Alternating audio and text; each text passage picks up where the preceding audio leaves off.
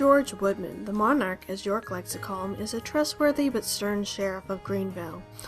Or so we thought. As it turns out, George was into some interesting extracurricular activities, such as stalking Emily, and murdering townsfolk in a bid for immortality and power. Yeah, not so trustworthy after all.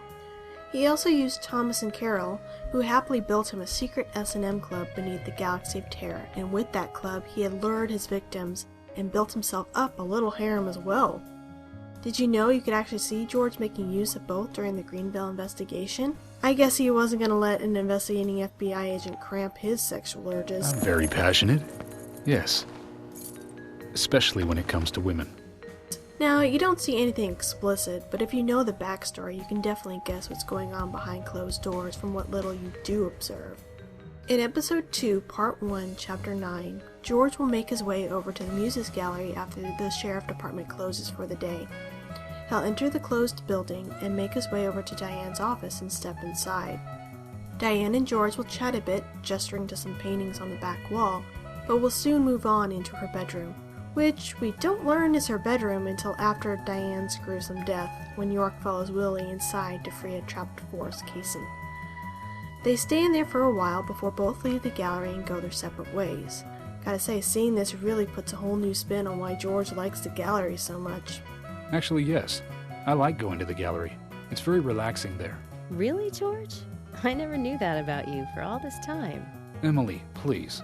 I'm just as cultured as everyone else. Some people just have sides to them that you'd never expect. Relaxing. Sure, buddy. It also explains just what man Diane slept with, which earned her such hostility from Carol. Like I said, there's no point in you having this. I can put it to far better use. I'm taking it with me, okay? She's always like that. She thinks of me as an enemy, always bickering at what I say. Is there any reason for that? But me and Carol, we love not him, but a different person. Perhaps because someone she liked ended up with me in my bed? My lovely G. That would explain it, yes.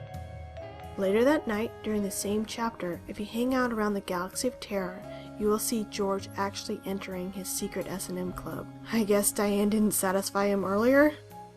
At about 11:55 p.m., George will stand up from the bar and enter the locked back room with Thomas.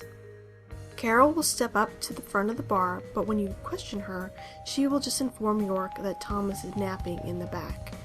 Sure, napping. So why is George with him? I watched them go back there together, and I can see them on my mental map. York really should ask some more questions. Thomas isn't the only one George will go back there with.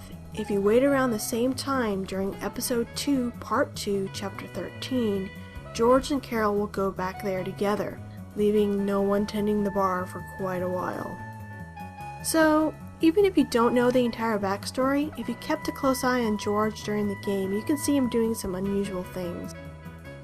I know I said I was passionate, but you can't think I did this. It's mind-blowing just how much attention to detail was put into the characters' behaviors outside of the cutscenes. Part of the reason why I like Deadly Premonition so much. Did you see that, Zach? Clear as a crisp spring morning.